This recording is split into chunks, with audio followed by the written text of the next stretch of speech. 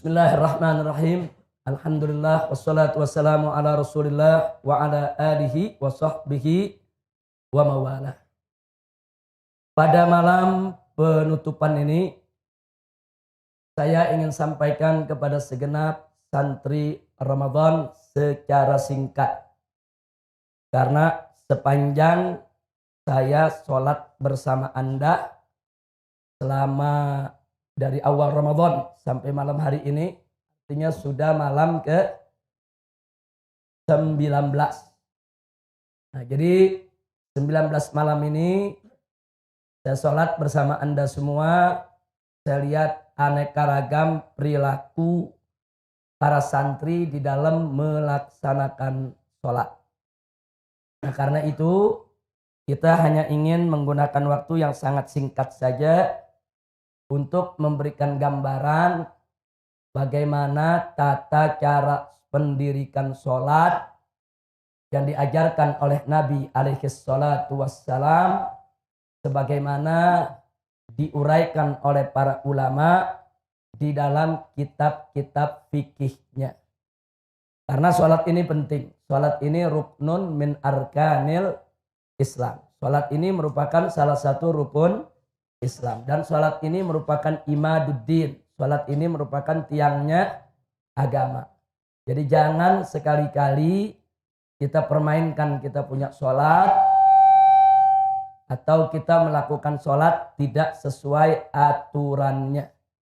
Dan yang akan saya sampaikan di sini adalah bagaimana yang muktamad khususnya dalam mazhab al-Imam Asy-Syafi'i radhiyallahu ta'ala anhu. Nah, karena itu perhatikan sekali lagi semua, kalau kita bicara tentang sholat, tentu sholat ada rukunnya, sholat ada sunnah ab'adnya, dan sholat ada sunnah hay'ahnya. Nah, kalau kita bicara tentang rukun, tentu tidak boleh tidak rukun itu harus kita kerjakan. Jadi kalau kita sholat meninggalkan rukun, maka sholat kita tidak sah.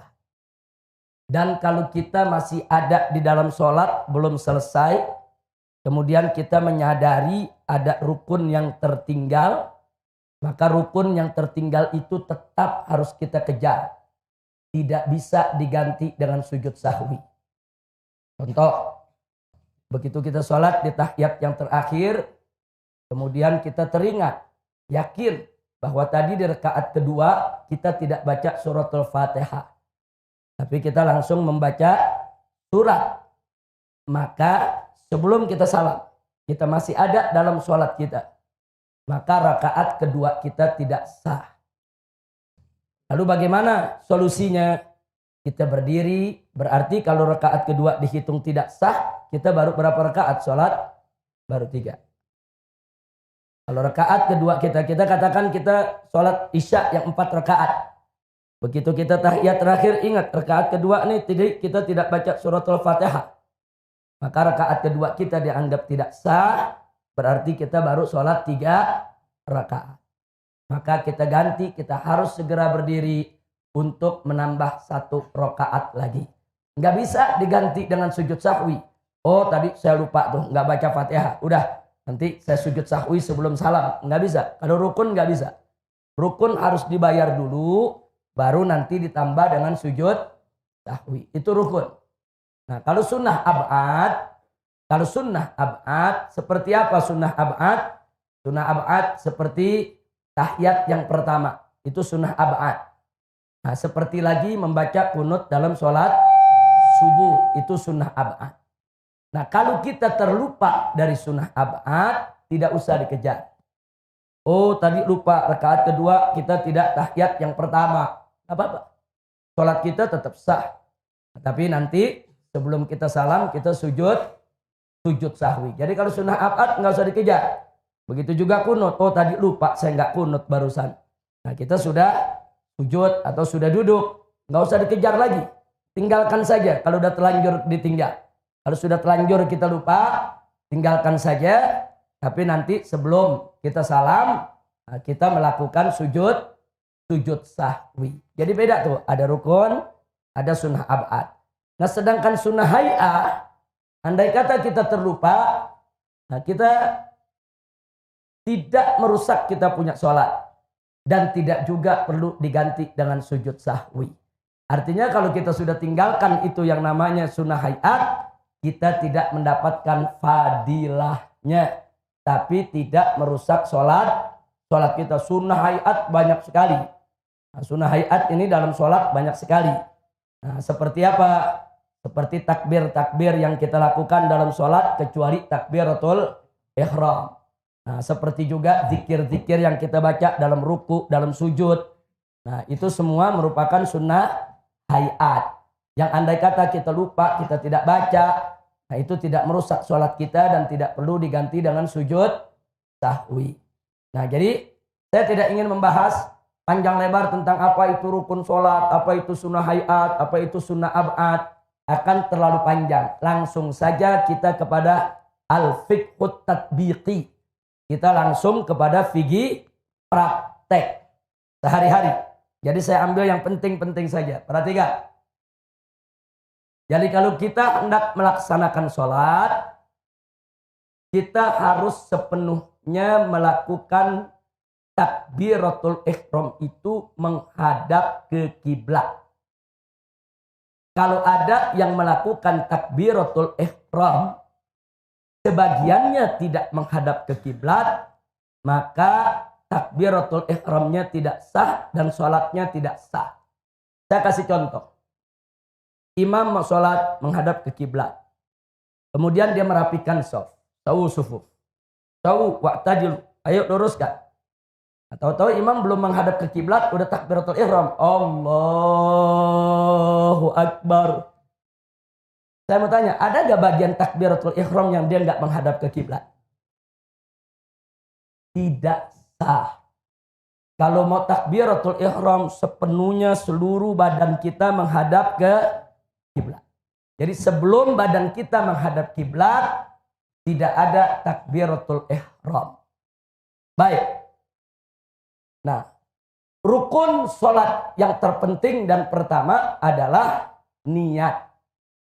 Niat yang ditancapkan dalam hati kita tatkala kita melakukan takbiratul ihram. Jadi waktu Anda mengatakan usolli fardul isya'i arba raka'atin mustaqbilal kiblati adaan ma'muman lillahi ta'ala. Saat Anda mengucapkan niat tadi, Anda belum niat. At-talaffuz bin niyah dalam Syafi'i, melafazkan niat dalam mazhab Syafi'i hukumnya mustahab. Disukai dan dianjurkan. Kenapa? Limusa'adatil qalbi ala tathbitin niyah. Untuk membantu hati dalam menancapkan niat. Artinya niat itu di hati, bukan di mulut. Niat itu adanya di dalam hati kita, bukan di mulut. Yang kita ucapkan saat kita talaffuz bin niyah, itu kita belum masuk ke dalam niat. Belum. Kapan kita masuk ke dalam niat? Begitu kita baca Allahu Akbar. Itu dari mulai huruf alif, Allahu Akbar. Dari mulai alif sampai huruf ro. Allahu Akbar. Masa waktu kita baca Allahu Akbar dari alif sampai huruf ro, itulah masa untuk kita menancapkan niat di dalam hati. Nah, cara nancapin niatnya apa? Jangan Anda rancu. Jangan lagi Allah, begitu kita baca Allahu Akbar, hati kita sibuk usolli fardhu maghrib salah rakaatin. Enggak begitu, Saudara. Bukan itu maksudnya. Tapi begitu kita baca Allahu Akbar, kita melakukan istihdaril qalb fis shalah. Kita menghadirkan hati kita di dalam sholat. Hati kita, akal pikiran kita hadirkan, kita sadarkan, kita insafi bahwa kita masuk dalam sholat. Itu namanya penancapan niat. Minimal dalam penancapan niat ada 3 unsur yang kita mesti ingat. Pertama, penancapan ikrar bahwa kita akan melaksanakan sholat. Kalau dalam bahasa Arabnya usolli. Yang kedua, menyebut jenis sholatnya, fardu atau sunnah. Yang ketiga, menyebut nama sholatnya. Ini 3 yang penting. Jadi kalau kita sholat maghrib, usolli fardol maghrib. Sholat isya, usolli fardol isya. Kalau kita sholat subuh, usolli fardos subhi. Kalau kita sholat sunnah, usolli sunnatal witri. Jadi sebut usollinya, sebut jenisnya, sebut nama sholatnya. Hanya ini 3 syarat. 3 syarat yang harus ada dalam penancapan niat. Jadi nggak usah repot-repot pakai mustaqbilal kiblati, arba'a raka'atin dan seterusnya. Enggak, fokus saja. Begitu kita baca usolli fardul maghribi tarata raka'atin mustaqbilal kiblati adaan ma'muman lillahi ta'ala. Allahu akbar. Ketika kita baca Allah, hati kita, akal pikiran kita hadirkan. Kalau kita sholat maghrib, hadirkan. Ingat, usolli fardul maghrib. Usolli fardul maghrib. Usolli fardul maghrib. Atau yakini dengan bahasa kita. Saya sholat maghrib, fardu maghrib. Saya sholat wajib maghrib. Saya sholat fardu maghrib.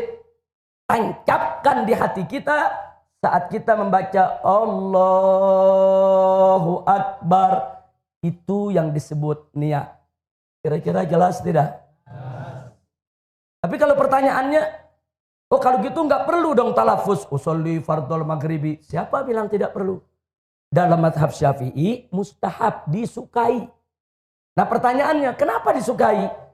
Sebab dengan kita melafazkan niat, kita sedang menuntun hati. Hati manusia ini selalu bergejolak. Hati manusia ini bulak-balik. Hati manusia ini kalau tidak diikat, diseret, disadarkan, nah, nanti dia tidak hadir dalam sholat kita. Nah maka itu waktu kita menghadap kiblat, kita menghadirkan hati kita ucapkan niat. Usolli fardol maghribi. Maksudnya saat kita mengucapkan itu, seolah-olah kita lagi tegur kita punya hati. Hati dan akal pikiran kita tegur. Hatiku, akal pikiranku, ingat. Ini kita mau sholat nih. Ingat, kita mau sholat maghrib. Ini ada 3 rakaat. Ini menghadap kiblat. Kita sebagai makmum, ingat, hadir. Jadi kita tuh lagi mencambuk kita punya hati. Kita mencambuk kita punya akal pikiran. Hadir kau dalam sholat. Nah, begitu hati kita udah kita cambuk, hadir, siap dia hadir, baru kita takbiratul ihram. Allah. Kita hadirkan. Usolli fardul maghrib. Ada di akal pikiran kita, ada di hati kita. Bahwa kita sholat fardu maghrib. Atau bahwa kita sholat sunnah tarawih. Masukkan dalam hati kita. Dari mulai kita baca Allahu Akbar. Itulah yang disebut niat. Kira-kira jelas tidak? Tapi kalau kita nggak talafuz bin niyah, saudara, memang nggak apa-apa. Tanpa talafuz bin niyah bisa sah. Tapi ingat, tolong kalau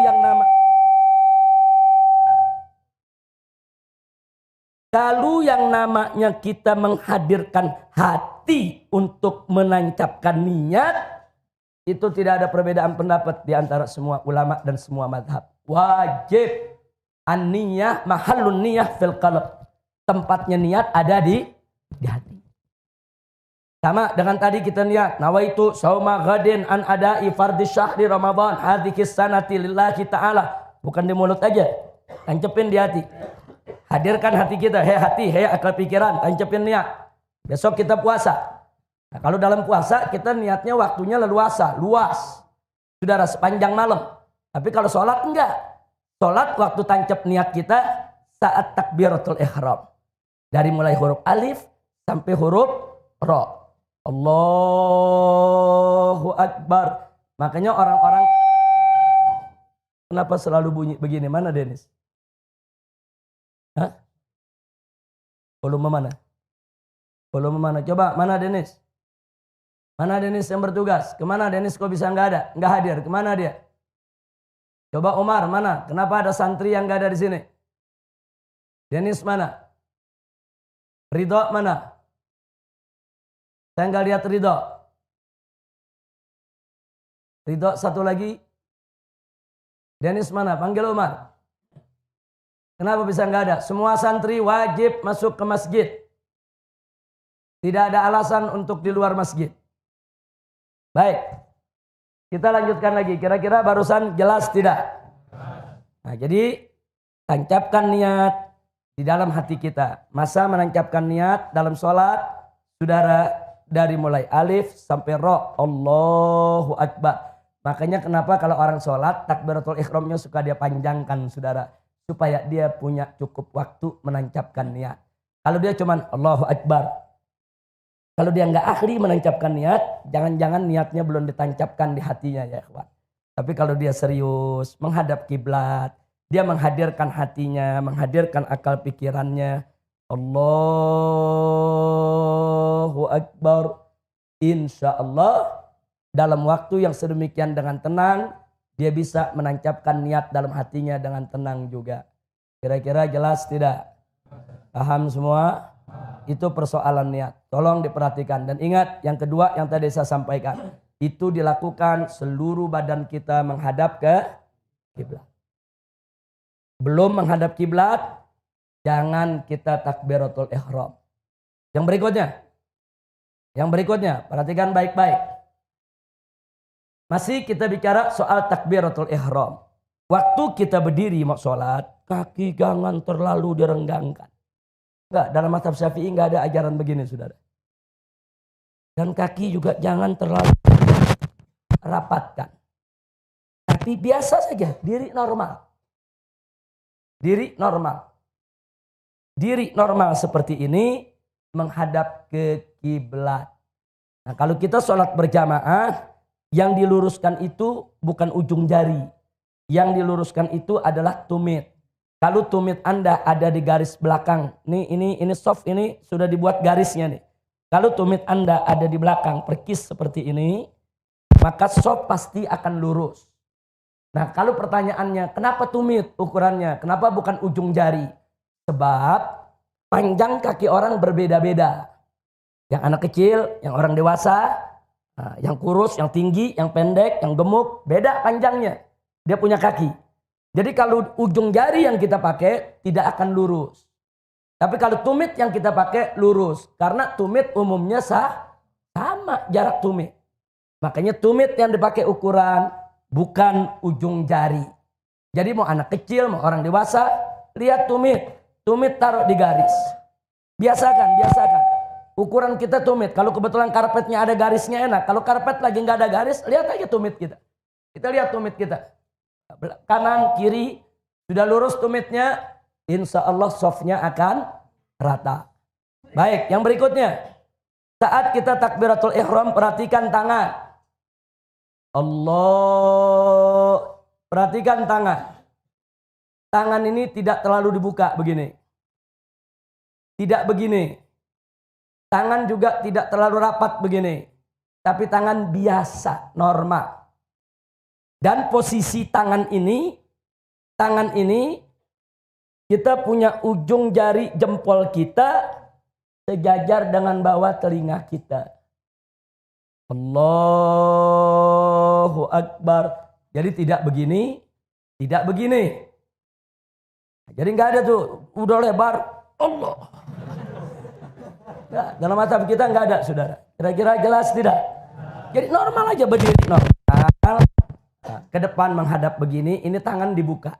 Tidak dirapatkan, tidak terlalu dilebarkan. Biasa. Ini telapak madhab ke kiblat. Bukan begini. Tidak Allahu Akbar. Enggak begini. Begini. Loh kenapa takbiratul ihram itu begini? Saudara, kita sedang sholat saat kita takbiratul ihram. Itu kita menyerahkan diri kepada Allah. Kita memasrahkan diri kepada Allah. Saya mau tanya semua sekarang. Anda kalau di medan tempur, ada sekelompok orang menyerah kepada orang lain. Bagaimana posisi tangan menyerah?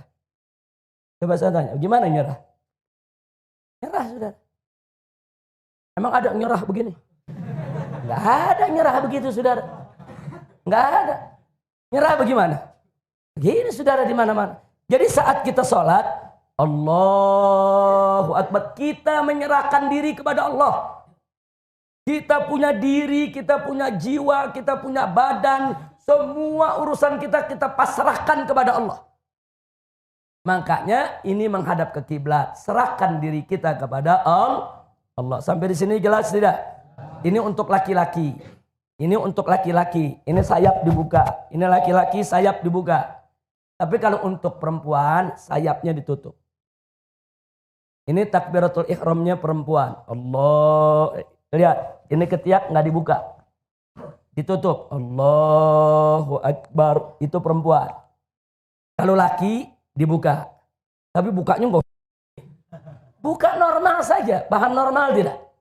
Normal. Mazhab Syafi'i ini enggak ada yang aneh-aneh, Saudara. Normal aja, normal. Allahu Akbar. Kira-kira jelas tidak? Baik, sekarang posisi jari, tangan, perhatikan. Perhatikan posisi tangan. Begitu kita sedekap. Sedekap ini perhatikan. Jari telunjuk kita luruskan di sini. Jempol ada di atas pergelangan. Jempol di atas pergelangan. Telunjuk lurus. 3 jari melingkar di bawah pergelangan. Seperti ini. Perhatikan ini. Perhatikan ini tangan begini. Jempol ini 3 jari. Ini telunjuk lurus. Seperti ini.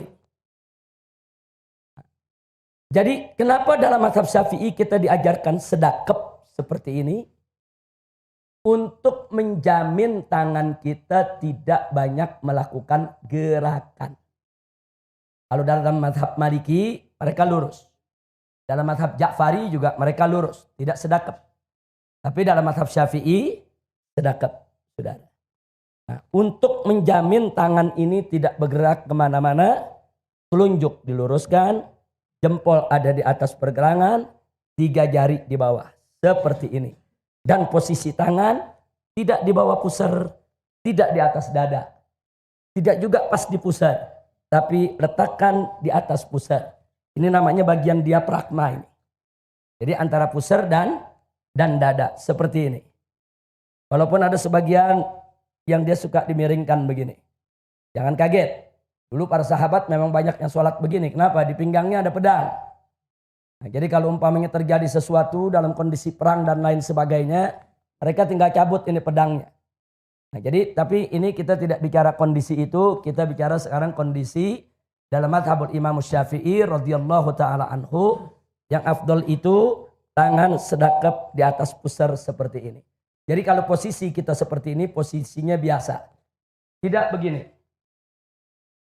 Tidak juga begini. Nggak megangin perut nih. Nah, tapi seperti ini. Sampai di sini jelas? Sampai di sini jelas? Baik. Kita lanjutkan. Begitu kita selesai takbiratul ihram, posisi tangan di sini sebagaimana biasa, kita baca doa iftitah, kita baca isti'adzah, kita baca suratul Fatihah, dan kita baca surat. Tapi sebelum saya lanjutkan, saya kembali sejenak kepada niat. Niat, kalau kita sholat sendiri, itu syarat penancapannya cuma 3. Usolli, kita pengen sholat, fardu atau sunnah disebut, terus nama sholat. Tapi kalau kita sholat berjamaah, untuk makmum wajib ditambahkan makmuman. Untuk makmum wajib ditambahkan makmuman. Jadi hadirkan hati kita. Usolli fardal maghribi makmuman. Makmuman itu wajib dihadirkan dalam hati kita. Baik, kita lanjutkan yang tadi. Selesai kita baca surat. Kalau baca surat, perhatikan.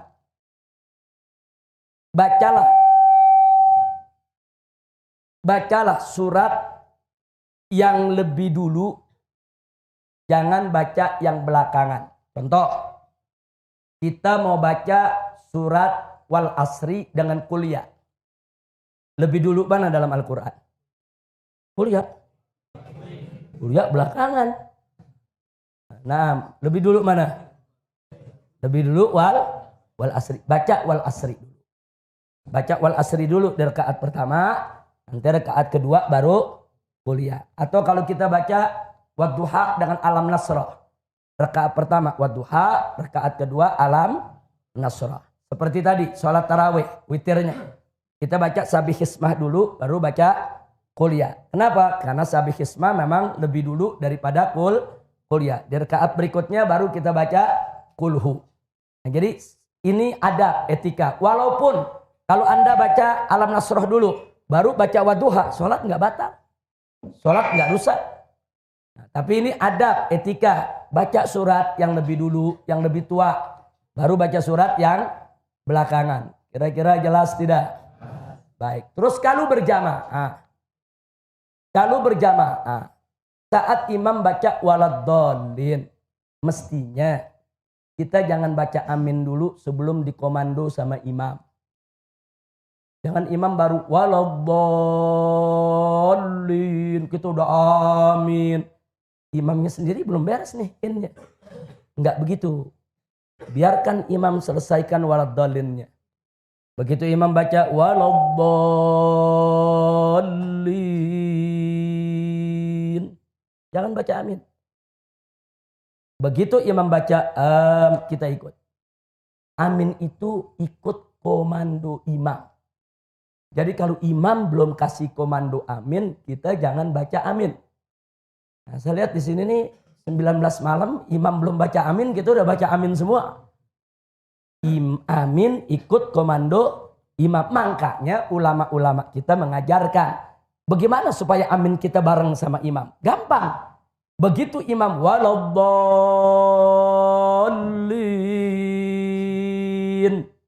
baca Rabbighfirli wali walidayya. Baru kita baca amin. Loh kenapa begitu? Sebab iman habis baca waladdallin. Coba. Saya mau semuanya baca waladdallin. Ayo rame-rame. Waladdallin. Napas habis gak? Habis gak? Kalau napas habis, mau baca amin, dia tarik napas gak? Tarik napas. Nah, sementara imam tarik napas untuk baca amin, kita baca Rabbighfirli wali walidayya. Jadi berikan kesempatan kepada imam untuk tarik nafas dalam rangka membaca amin. Saya yakin kalau imam dikasih kesempatan waladdallin tarik nafas, imam baca amin, Anda sudah selesai baca Rabbighfirli wali walidayya. Bisa dipraktekkan? Ayo kita coba. Waladdallin.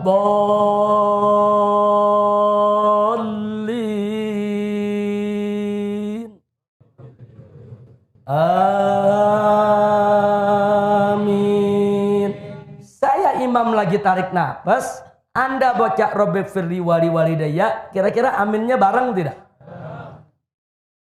Tertib semacam ini perlu dijaga sebab ada hadis dari Nabi bahwa manakala aminnya kita dengan imam bebarengan dengan aminnya para malaikat, saudara, maka hajat kita digobulkan, dosa kita diampuni. Jadi amin ada aturannya. Sampai di situ jelas? Baik, langsung saja. Kita tidak mau panjang-panjang bertele-tele lagi, udah selesai. Maka begitu kita masuk, selesai daripada baca surat, sekarang kita ingin ruku. Ruku perhatikan. Jadi ruku itu pada saat ruku kita angkat tangan kita. Allahu Akbar. Tangan ini disunnahkan untuk diangkat. Seperti kita takbiratul ihram. Allahu Akbar. Minimal ruku. Telapak tangan kita menyentuh lutut. Minimal ruku. Jadi kalau ada orang rukunya begini, ini tangan sampai gak ke lutut? Ini belum sah. Minimal ruku, tangan sampai ke lutut. Walaupun ini punggung ini belum lurus nih. Tapi tangan udah sampai ke lutut. Ini udah sah. Lebih sempurna kalau dia luruskan. Ini rukunya laki-laki. Rukunya perempuan, tangan ke dalam. Ini rukunya perempuan. Ini rukunya laki-laki. Laki sayapnya dibuka. Perempuan sayapnya ditutup. Sampai di situ jelas? Minimal ruku sekedar membaca 1 kali tasbih. Subhanallah. Waktunya maksudnya. Jadi kalau dia ruku, begitu dia Allahu Akbar, waktunya cukup, subhanallah. Sami Allahu liman hamidah. Cukup dia punya waktu baca subhanallah, dia sudah mendapatkan tumaknina. Tapi kalau baca subhanallah aja nggak cukup, berarti dia belum dapat tumaknina. Yang nggak dapat tumaknina, rukunya tidak sah. Kira-kira jelas tidak? Nah, tapi yang bagus jangan cuma subhanallah. Yang bagus subhana rabbiyal azimi wa bihamdi. Lebih bagus lagi kalau 3 kali dibaca, minimal 1 kali. Tapi lebih bagus lagi kalau 3 kali. Nah, kira-kira jelas tidak? Tapi kalau dibaca paling sedikit berapa sih ruku? Ya paling sedikit subhanallah. Cukup baca subhanallah, tumaknina rukunya dia dapatkan. Tapi kalau sholat jangan berhitungan sama Allah, jangan pelit. Cuman subhanallah tuh pelit bener. Nah, minimal kita baca subhana rabbiyal azimi wa bihamdi. Walaupun cuman sekali. Yang afdal 3 kali. Kira-kira jelas tidak? Paham? Nah, baik, sekarang kita bangkit. Waktu kita bangkit, Sami Allahu liman hamidah, tangan diangkat lagi seperti kita takbiratul ihram. Sama, laki sayapnya dibuka, perempuan sayapnya ditutup. Sami Allahu liman hamidah. Posisi tangan perhatikan. Bagi orang yang bisa mengendalikan tangannya, luruskan saja, tidak usah sedekap. Tapi bagi orang yang tidak bisa mengendalikan tangannya, lebih baik dia sedekap lagi. Jadi jangan kaget ada yang sholat begitu sami Allahu liman hamidah, ada yang sedekap lagi. Kenapa? Dia mau jaga supaya tangannya nggak bergerak. Sebab ada orang begini. Sami Allahu liman hamidah. Ada yang begini. Ini bisa membatalkan sholat. Dia bergerak nih begini nih. Jadi kalau dia nggak bisa kendalikan tangan, ini namanya dia nggak bisa kendalikan tangannya. Kalau dia nggak bisa kendalikan tangan, apalagi sudah jadi kebiasaan dia, mungkin dari kecil dia emang demen begini, saudara sampai gede nggak hilang-hilang. Nah, jadi kalau memang dia nggak bisa kendalikan tangannya, langsung saja. Sami Allahu liman hamidah, sedekap lagi. Tapi kalau bisa kendalikan tangan, bagusnya tidak sedekap. Jadi perhatikan. Sami Allahu liman hamidah. Dan saat kita i'tidal pun tetap harus ada tumakninah. Minimal Rabbana walakal hamd. Baca Rabbana walakal hamd. Syukur lagi kalau kita bacanya lebih panjang. Rabbana lakal hamdu mil as-samawati wa mil al-ardi mil amasyi'ta min syai'in ba'du. Lebih bagus kalau kita baca lengkap. Tapi kalau kita mau baca singkat, Rabbana walakal hamd, boleh. Sampai di sini jelas? Jelas? Baik, sekarang sujud. Perhatikan. Begitu kita sujud, habis sami Allahu liman hamidah. Waktu kita sujud, enggak perlu angkat tangan lagi. Kadang-kadang ada yang angkat tangan untuk melakukan sujud. Enggak usah. Jadi saudara, sami Allahu liman hamidah, Rabbana walakal hamd. Langsung kita sujud. Sujud yang turun pertama kali adalah dengkul. Yang turun pertama kali dengkul. Nah, setelah itu tangan. Kedua baru jidat kita. Nah, jadi perhatikan cara turunnya dulu. Turunkan dulu dengkul kita. Kedua tangan kita. Kemudian kita sujud. Dan ada beberapa hal yang perlu diperhatikan. Posisi kaki. Posisi jari jemari. Jangan begini. Tapi dia berdiri. Saya ingin tunjukkan posisi ini. Jangan begini. Tidak sah yang begini. Jangan begini. Jangan juga begini. Berdiri. Kira-kira jelas tidak? Berdiri begini. Jangan begini. Jangan main-main kalau lagi ruku. Jangan ntar begini, begini. Jangan. Ini seperti ini. Sempurna. Jangan ditekuk ke depan. Jangan juga begini. Tapi berdiri. Walaupun yang berdiri ini cuma jempol dengan jari di sebelahnya, dengan jari di tengah, kelingking tidak nempel, tidak apa. Yang penting ujung jari jemari ini bagian dari sujud kita. Kira-kira jelas tidak? Baik. Sujud laki dan sujud perempuan. Perhatikan. Sujud laki agak ke depan. Terbuka. Sujud perempuan agak ke dalam. Ini sujud perempuan. Agak ke dalam. Sujud laki agak ke depan. Sampai di sini jelas? Posisi tangan sama seperti tadi. Ini tangan jangan terlalu lebar. Jangan terlalu rapat. Tangan dibuka menghadap ke kiblat. Jari jempol sejajar dengan telinga. Jadi tidak begini, tidak begini. Enggak begini.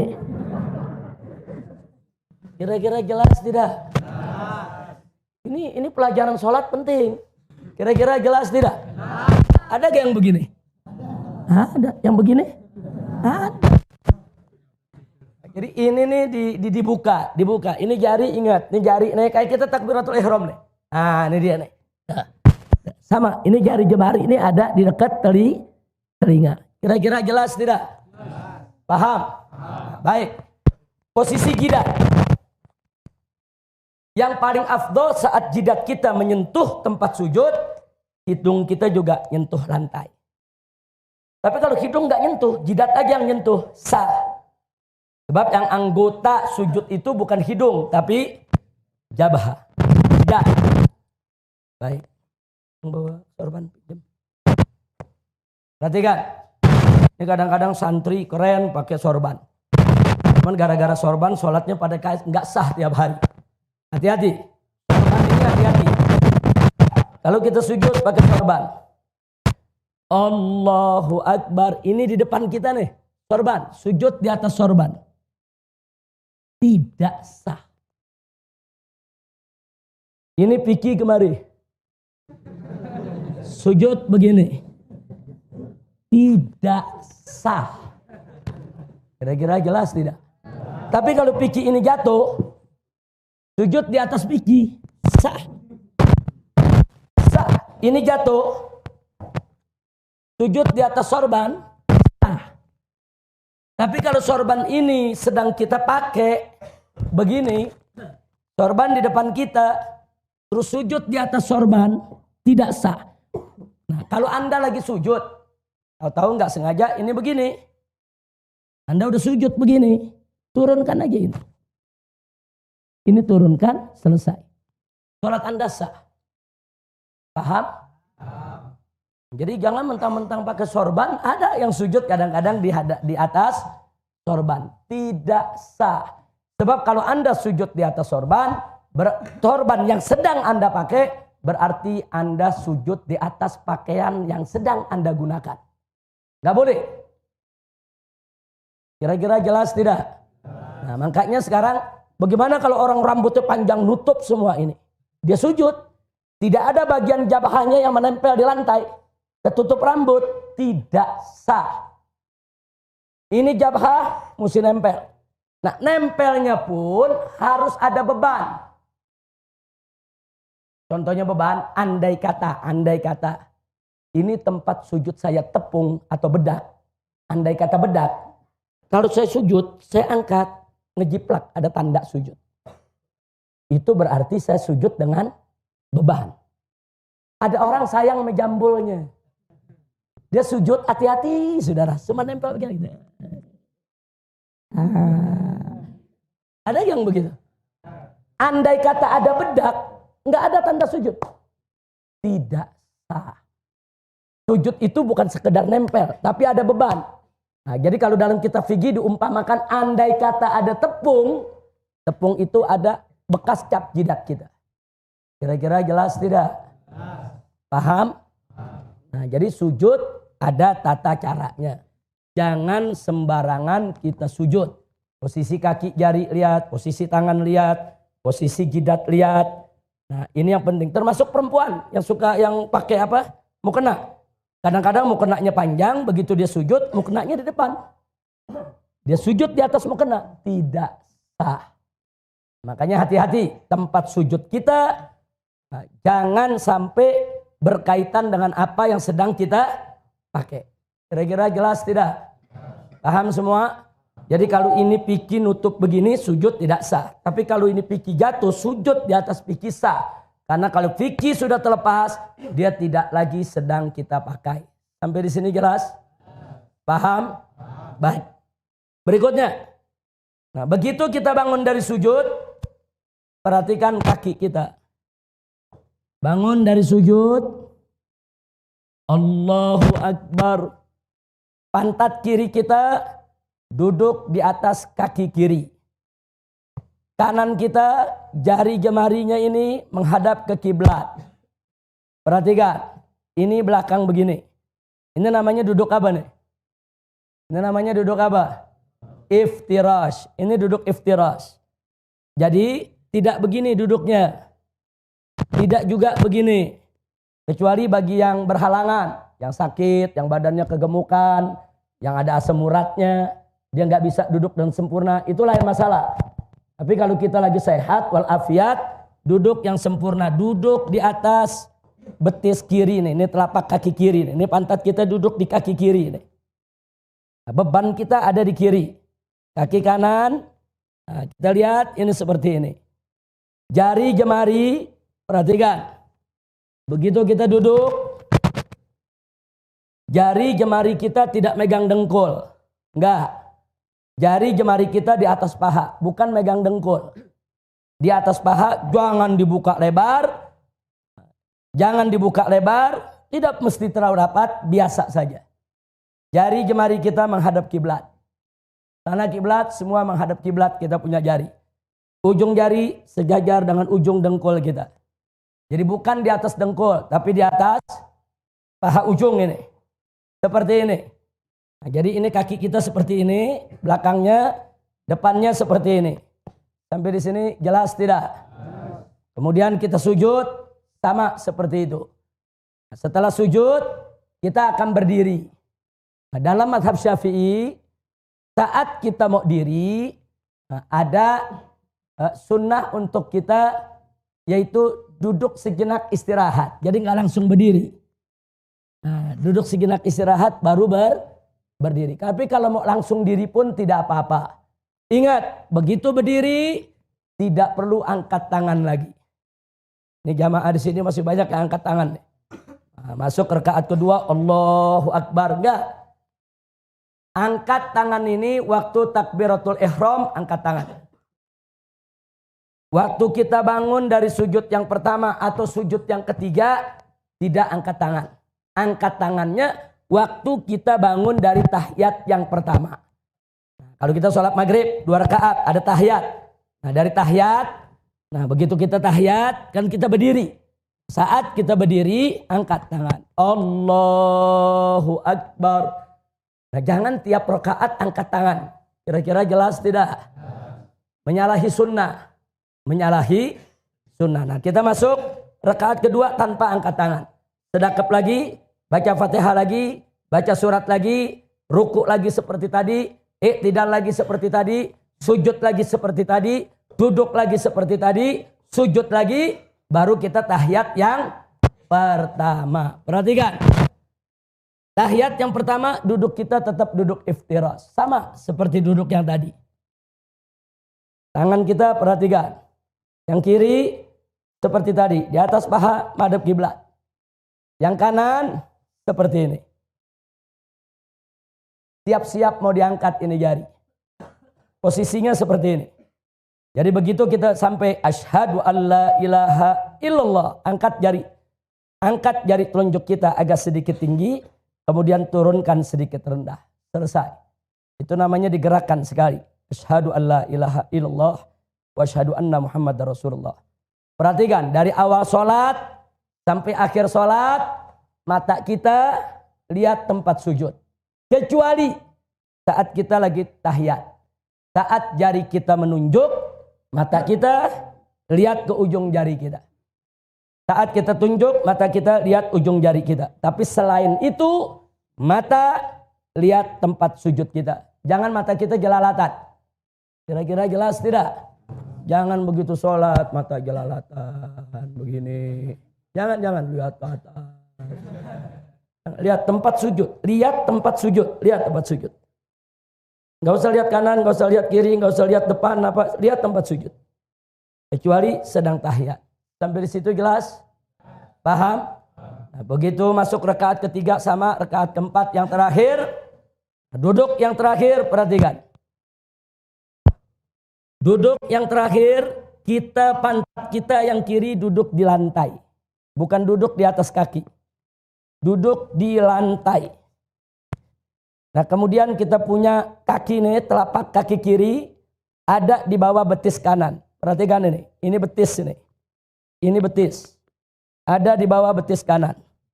Seperti ini. Seperti ini. Lihat, ini jari jemari kita menghadap kiblat. Telapak kaki kita ada di bawah betis. Pantat kiri kita melekat ke duduk di atas lantai. Ini namanya duduk apa? Ini duduk apa? Duduk tawarruk. Posisi kita sama seperti tahiyat yang pertama. Yang kiri ada di atas paha paling ujung, yang kanan seperti ini, siap untuk diangkat. Sampai di sini jelas tidak? Kemudian salam. Perhatikan. Saat kita salam, Assalamualaikum warahmatullahi. Ini kepala kita yang bergerak, bukan badan. Assalamualaikum warahmatullahi. Assalamualaikum warahmatullahi. Jangan badan yang bergerak. Assalamualaikum warahmatullahi. Assalamualaikum warahmatullahi. Bisa batal sholat kita. Karena salah satu syarat sahnya sholat, seluruh badan kita dari mulai takbiratul ihram sampai salam harus menghadap kiblat. Seluruh badan kita harus menghadap kiblat. Dari mulai takbiratul ihram sampai salam. Nah, begitu detik-detik terakhir, Assalamualaikum warahmatullahi. Ini nih badan kita udah nggak menghadap kiblat lagi nih. Kira-kira jelas tidak? Jadi salam yang tertib, salam ke kanan, salam ke kiri. Ini yang muktamad dalam madhab Imam Syafi'i. Jadi jangan ikutin teriko-teriko. Kita tidak menghina madhab lain, saudara. Tapi dalam madhab Syafi'i ada tata cara yang memang sudah diajarkan oleh orang-orang tua kita. Sholatlah dengan tata cara tersebut. Karena Nabi mengatakan, Sallu kama ra'aitumuni usolli. Sholatlah kalian sebagaimana kalian lihat aku sholat. Nah, riwayat-riwayat yang sampai kepada kita melalui para imam di madhab Syafi'i, begitulah tata cara sholat. Nah, kalau di Syiah, salamnya saudara dia tepok, dia punya paha. Kita nggak ada riwayat semacam itu. Nah, jadi kita tidak usil kepada mereka punya madhab, kita ikuti saja madhab kita.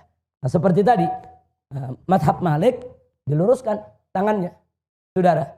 Sedangkan kita sedekap. Ahlus sunnah waladhdallin pakai amin tidak?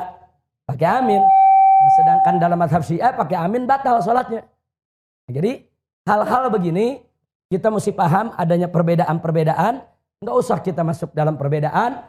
Yang penting kita ikut madhab Syafi'i. Sholat saja yang diajarkan dalam mazhab Imam Syafi'i. Dalam mazhab lain, saudara, ada saatnya kita pelajari, ada saatnya kita kenal untuk muqaranah, untuk sekedar tahu. Jangan sampai kita saling mengkafirkan hanya karena beberapa perbedaan di antara kita dengan mazhab yang lain. Sampai di sini jelas tidak? Paham semua? Ini pelajaran singkat. Nah, jadi saya minta tolong nanti pulang dari sini, khususnya yang anak-anak muda ini, cari guru di kampungnya masing-masing, belajar sama gurunya. Bagaimana cara wudhu yang betul. Bagaimana cara sholat yang betul. Sebab semua ada aturan, bukan gak ada aturan. Mana yang rukun, mana sunnah abad, mana sunnah hayat, mana bacaannya betul, mana bacaannya enggak. Cari guru. Oh, kalau Anda mazhab Syafi'i, cari guru yang Syafi'i, saudara. Belajar kepada kiai Anda, belajar kepada guru-guru Anda. Jangan sampai kita ngaku mazhab Syafi'i, tapi kita nggak ngerti bagaimana tata cara sholat yang diajarkan oleh guru-guru kita dalam mazhab Al-Imam Asy-Syafi'i radhiyallahu taala anhu. Kira-kira jelas tidak? Paham? Itu saja yang bisa saya sampaikan. Terima kasih. Hadani Allah wa iyyakum ila siratal mustaqim. Wassalamualaikum warahmatullahi wabarakatuh. Nah, sebagai penutup, bonus terakhir.